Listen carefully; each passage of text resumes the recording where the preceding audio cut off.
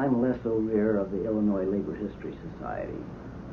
When we discuss the labor movement and problems of unions, industrial relations, all these subjects, we seldom appreciate the depth of struggle that went into the creation of this modern labor movement. In 1936, what was called the CIO, that was then known as the Committee on Industrial Organization, later changed its name to the Congress of Industrial Organizations.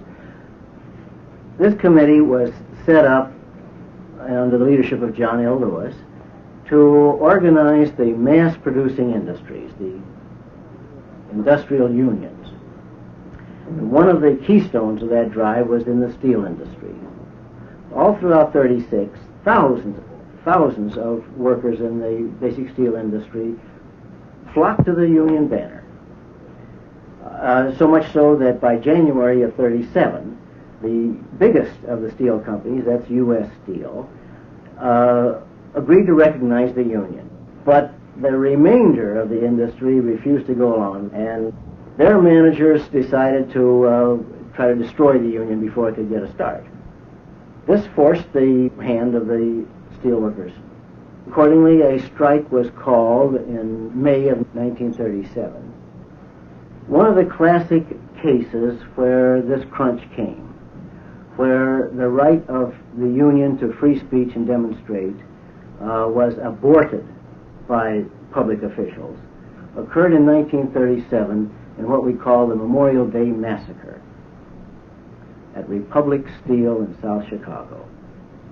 There's a union headquarters out there now, almost at the very site where those people died, memorializing their names and the men and women who were injured there too.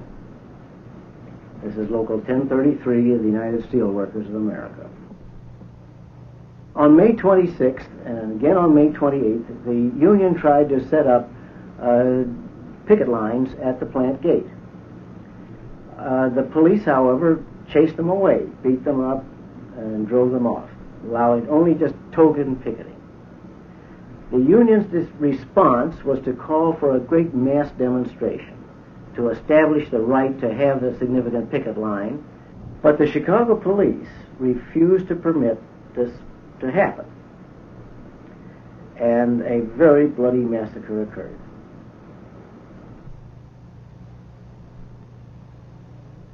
One of the people who was there is Sam Evett, now District Director of District 31 of the United Steelworkers of America. Sam is here and is going to narrate a film that you're about to see. This is the film that was taken by the newsreel cameras that were established, set up at that time, and we're going to present to you an uncut version. I was there that day because of my duties as an organizer for the Steelworkers Organizing Committee and my relationship as assistant to Nick Fontecchio, the field director, who was the principal speaker at the Sam's Place preliminary to the march across the field by the pickets. What you're now seeing is the Chicago Uniformed Police preparing to meet and confront the strikers who will be marching across the field from Sam's Place, where they are holding a mass meeting. This is evidently the beginnings of the first group of strikers in the long line of strikers marching across the field, beginning to approach where the police have drawn themselves up in a line formation to block their right to picket in front of the 118th and Burley Avenue Millgate entrance to Republic Steel.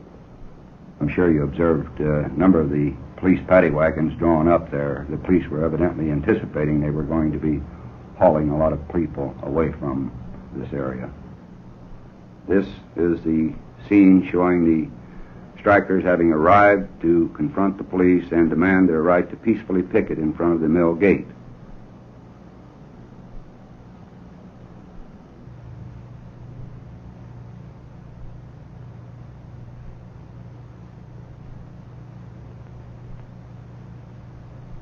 They are arguing with Captains Mooney and Captain Kilroy, explaining to him their right to peacefully picket in front of the mill gate.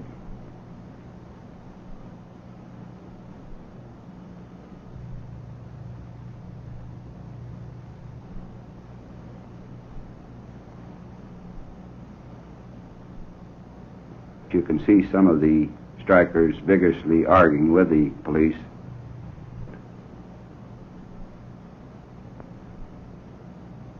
This scene takes place momentarily after a lens change showing the police firing their guns, clubbing the pickets, shooting tear gas. There was a tear gas bomb streaming through the air. If you look closely, you can see the police with their guns in their hand, some of them firing into the backs of the pickets as they struggle to run away from the police. 7 of the 10 men who were killed on that day were shot in the back. The other 3 were shot in the side as they sought to evade the police and to run backwards in the direction from which they had come. There's Loopy Marshall, a social worker from Hull House, being prodded by a police billy club. Workers are down on the field, having been shot. There were 30 others that were injured by bullet wounds that day, as well as approximately 60 more who were clubbed and beaten unmercifully. They're now loading them in the paddy wagon, many of them with blood streaming from their heads.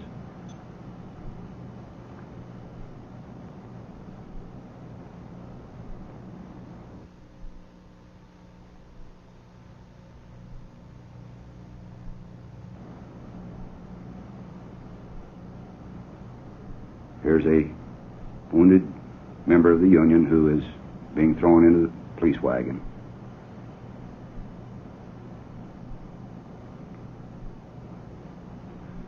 Mrs. Marshall, by the way, stated that there were 16 in the paddy wagon that hauled her to the police station, some of them dying, wounded, piled on top of each other.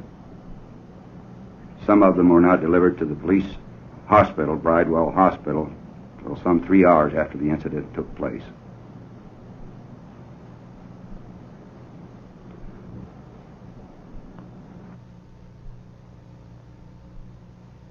There were many people not in police uniform. We have some suspicion as to their reason for being present.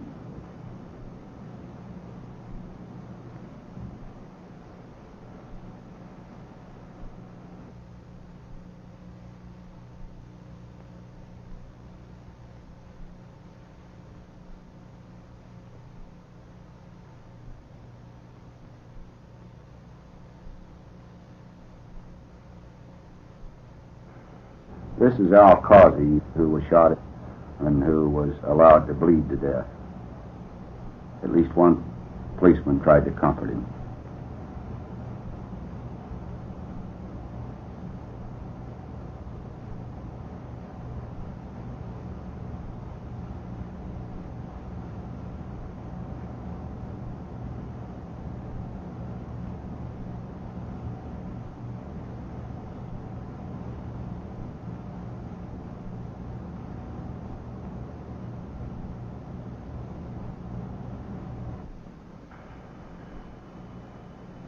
Wounded picket being taken away by a group of Union pickets who had their own car and who had driven across the field to help carry off some of the injured back to Sam's place, where a first aid station had been established.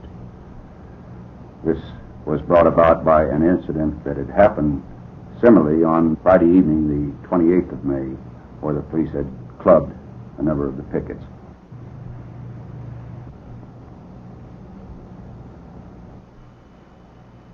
A view of the Millgate entrance at the 118th and Burley, showing evidently some police, some scabs, and company personnel in the background.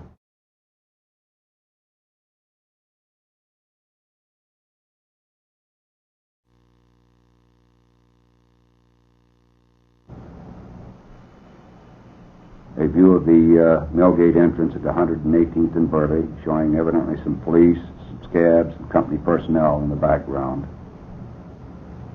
General view of the South Chicago plant of Republic Steel Corporation. and some of our pickets marching in front of the plant gate. A very limited number, as you can see. Sam, that's such a shocking film. There must have been a real public outcry of it. There was, but at the same time, this film that you've just seen was suppressed by the police. The public press, that is, the newspapers, tended to support the Chicago police. They looked upon it as a demonstration that warranted the bloodshed by the Chicago police.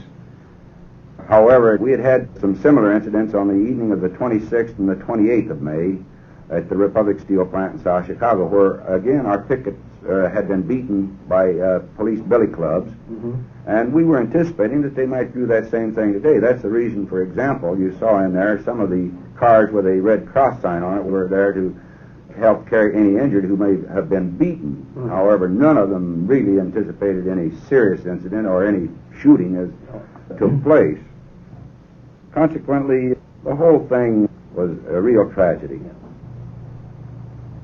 When the police had their grand jury investigation by the coroner's committee, they marked it down as justifiable homicide.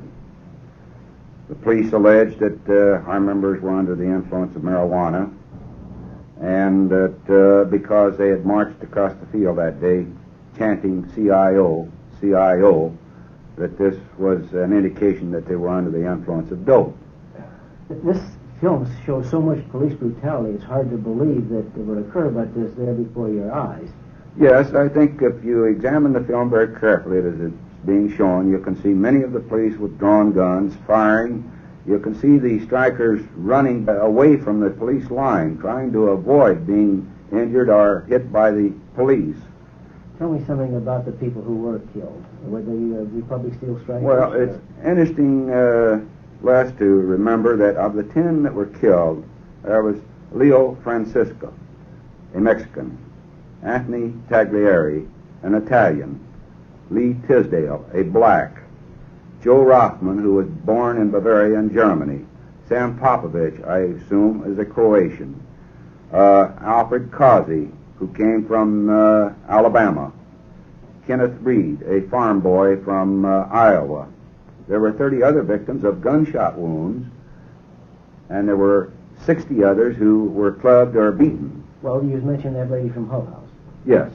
What was her testimony again? That Miss Marshall, Lupe Marshall, testified that when she was thrown into the paddy wagon and to be hauled to the police station, that they were normally you accommodate 8 passengers in the paddy wagon. She counted 16. Many of them were thrown in on the floor between the seats, and they were piled on top of each other, wounded, bleeding. And she testified before the Senate Investigating Committee that one of them, down at the bottom of the pile, who was very visibly in very bad condition, asked for a cigarette. She lit a cigarette and put it in his mouth. It fell out of his mouth. "Thank you, that's all right," he said. And she said his eyes glazed and she could tell that he was dying right then and there. Well, you said that the film was suppressed. What do you mean by that? It was suppressed by the police. The Senate Investigating Committee had to subpoena it in order to have it appear before the La Follette Committee, who conducted an investigation of the Memorial Day incident. Well, then this really must have been prime evidence in that hearing. It was, and the Senate Committee also indicated very clearly that the long white clubs that were used by the police, the tear gas that was used by the police, evidently had to come from the properties of Republic Steel Corporation. How did they get to that conclusion?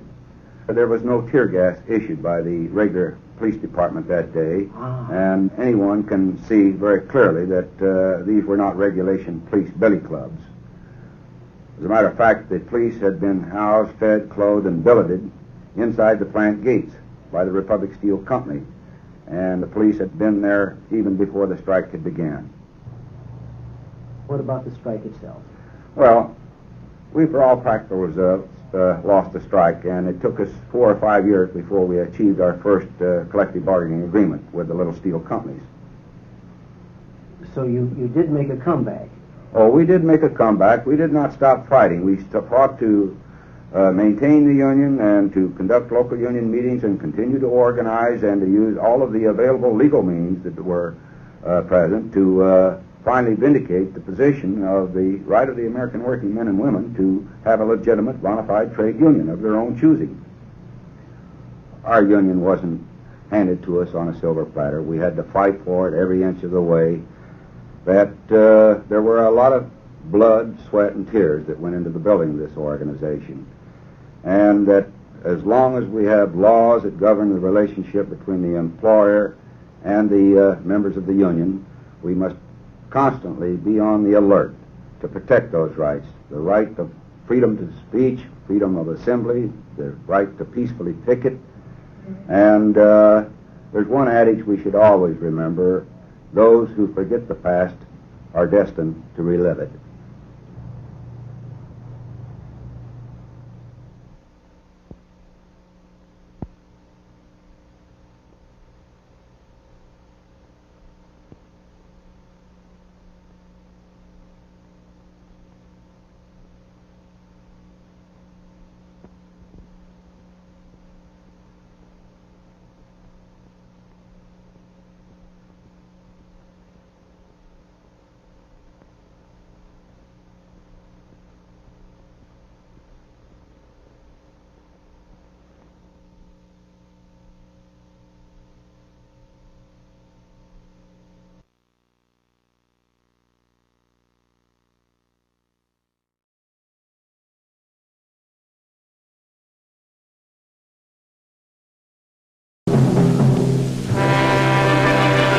This is my hometown. It's called Youngstown, and it's in the state of Ohio near the Pennsylvania boundary. In Youngstown, we make steel. We make steel and talk steel. I guess it's the same in Sheffield, England, or that place the Russians built in the Urals, Magnitogorsk. I'd like to tell you something about how we make steel here. Look down any street in town, and you'll see the mills at the end of it. There are 25 miles of them along the Mahoning River, and today they're busy day and night. Every 8 hours, the shifts change. 15,000 men to the shift. The men going to work can see the freight trains bringing in the raw materials: iron ore, coal, and limestone.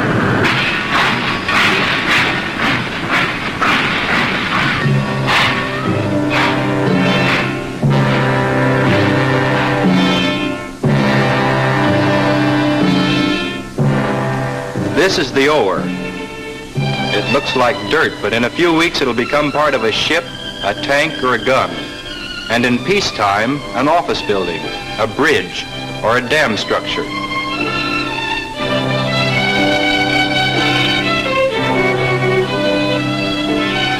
An overhead crane picks it up and carries it over to the skip hoists, which take it up to the top of the blast furnace.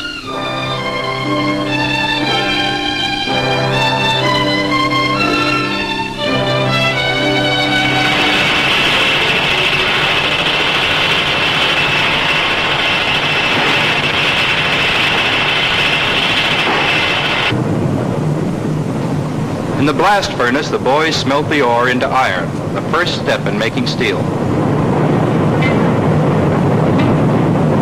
Molten iron comes out at 3,300 degrees.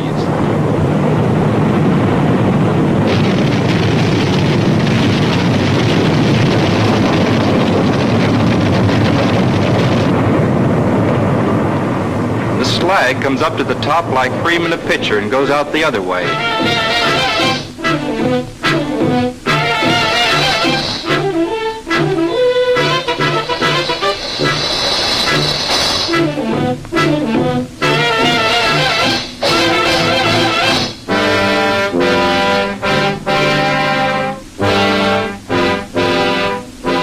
That's Johnny Chonko on the snort valve controlling the blast. When things get too hot, he's got to think quick and move quicker.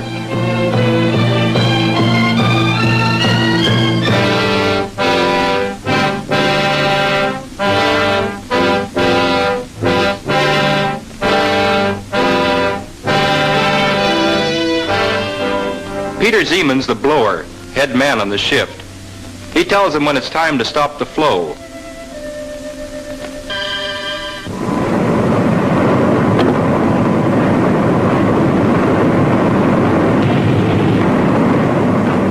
This This is the open hearth where the molten iron from the blast furnace is mixed with scrap iron and the two purified into steel. I remember the first time I saw it, the size of the place, the noise, the sirens wailing when the big stuff moved overhead, and the heat hitting you like a solid wall. It's something you don't forget.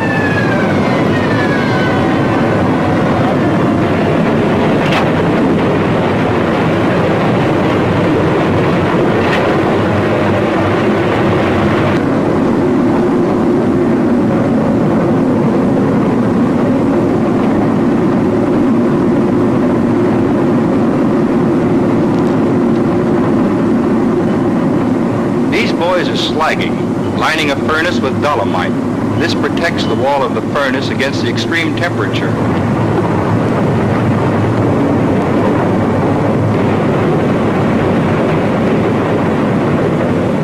Down the line, Bob Wentworth is charging scrap iron, scrap that came from farms, backyards, and attics all over the country, collected by school kids and housewives to do their part in the war.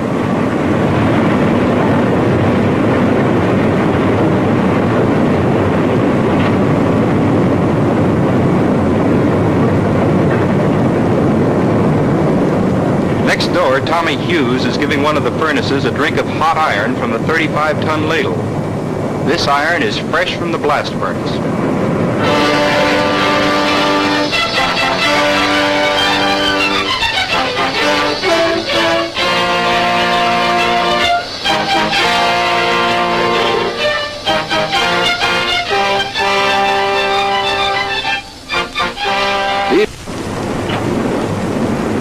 In the open hearth, the steel's nearly finished. The first and second helpers take a sample. Mike Kubinski's the first. Earl Strong is his assistant.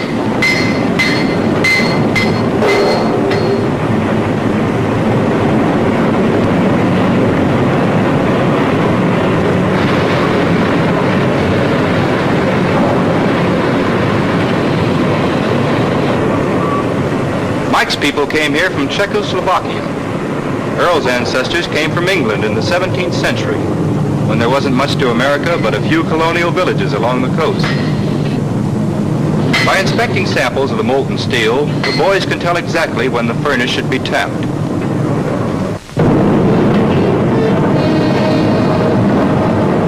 The open hearth gang ravels out the hole in the rear of the furnace and lets the steel out, roaring and spitting at 3,000 degrees.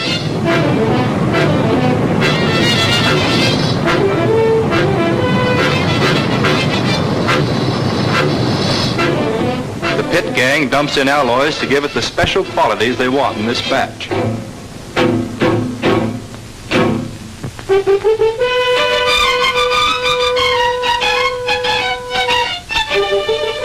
This ladle weighs 100 tons, but the overhead crane handles it like a toy.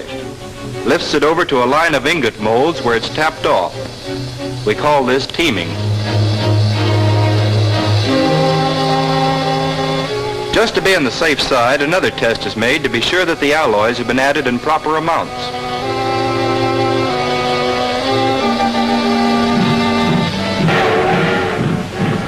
The ingots are carried over to the blooming mill where they get their first shaping.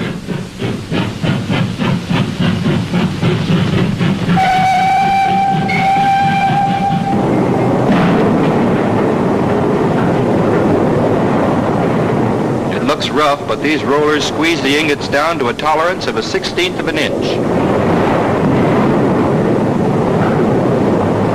George Bannon and Clarence Kinney control the operation from the pulpit. They've been doing this together for so long, they work like one man with 4 hands.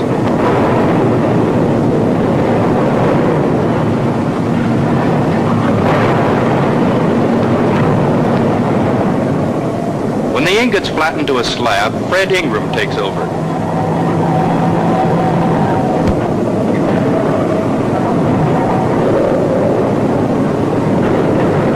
He cuts a slab with hydraulic shears under many tons of pressure.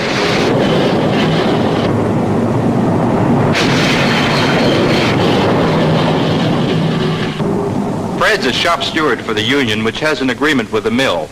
He represents the workers on the plant's labor management committee. These days they're discussing production problems. We've got the machines, like this one in the hot strip mill, where in one continuous operation, a slab of steel is flattened into a sheet. Each roller operates at a different speed, synchronized to handle a slab that's growing longer and thinner and moving faster all the way down the line.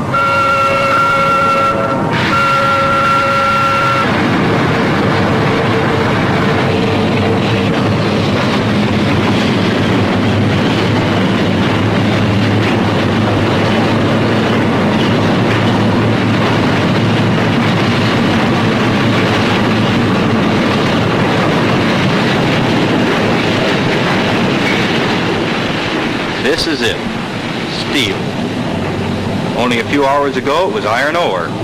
Now it's finished and on its way to become a part of the new world it's building. We've proved we can lick production problems. We've got the equipment, the science, everything it takes to get the job done. But when the war is over, we're going to have other problems. We know about that in Youngstown. We've had it here before. There were times when there was no smoke in the sky. The mills were quiet. The street full of men, angry, questioning, wondering. We're beginning to understand that these things don't just happen in one place, they happen everywhere. We're thinking that all this production all over the world that's doing such a job in a war can do a job in peace too, if we can just learn to work together.